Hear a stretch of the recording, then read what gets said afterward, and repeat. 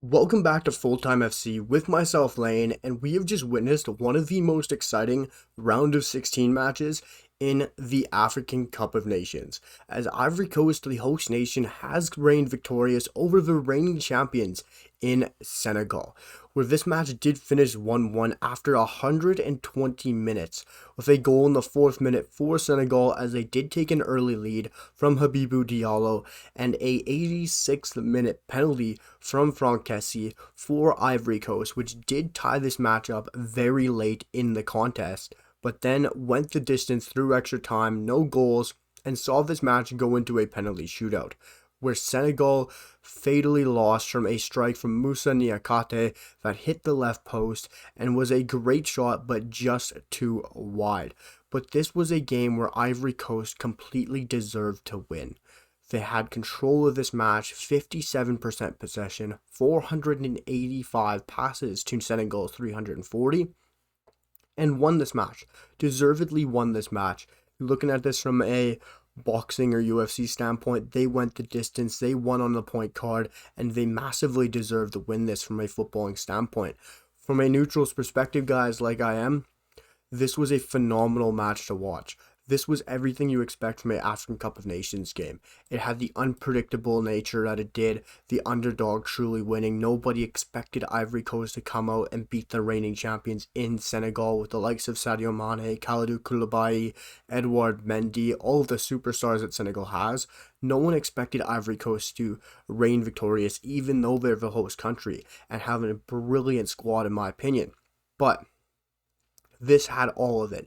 The unpredictable nature, the unbelievable crowd, the atmosphere, the crowd from both sides, two great squads, two historical sides within the African footballing continent, and it was a great match to watch. And Senegal were outplayed by Ivory Coast, and this was a side in Ivory Coast that were completely out of it last week and just a few matches ago. When they ended their group stage, they didn't even know if they would be making it onto the knockouts.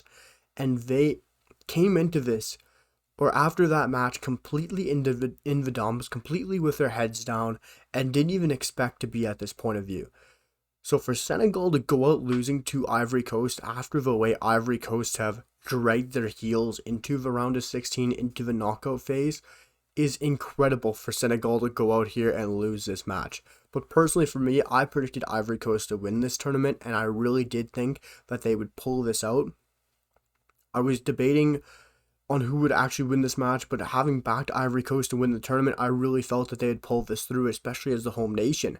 And even coming through that last match where they were down in the dumps, where they didn't pull through, where they couldn't qualify straight through the group stage, where they had to advance as that third place team in the group stage and didn't even know if they were going to advance into the knockouts, I still felt that this squad was just so good and they were going to have the fan support and the backing.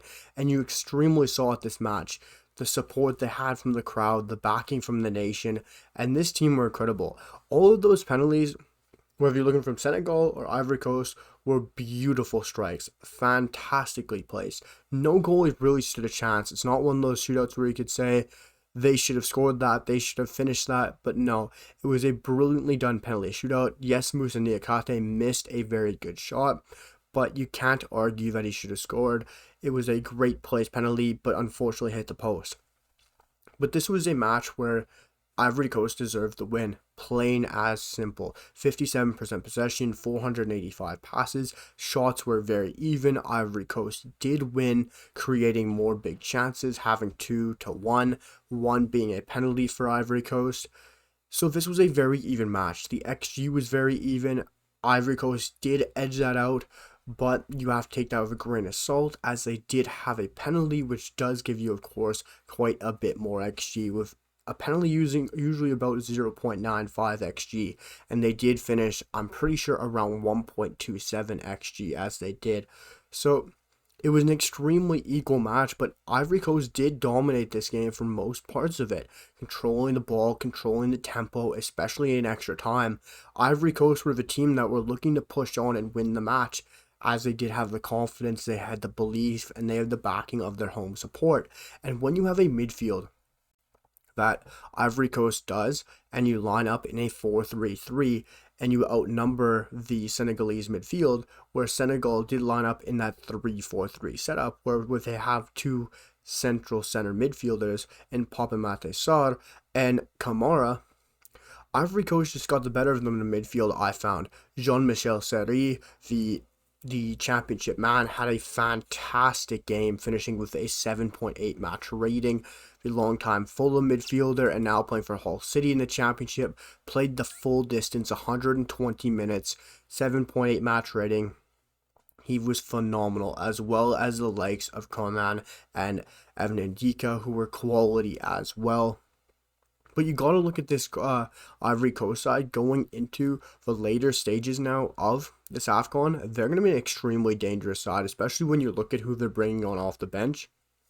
The likes of Franck Kessie, the likes of Christian Kouame, the likes of Sebastian Haller and Nicolas Pepe, who all really put away their penalties, and as well, and Dingra, who comes from Brighton and Hove Albion. They have a fantastic squad. When you look at that midfield as Jean-Michel Seri, Sangare, and Seko Fofana, that is a great midfield.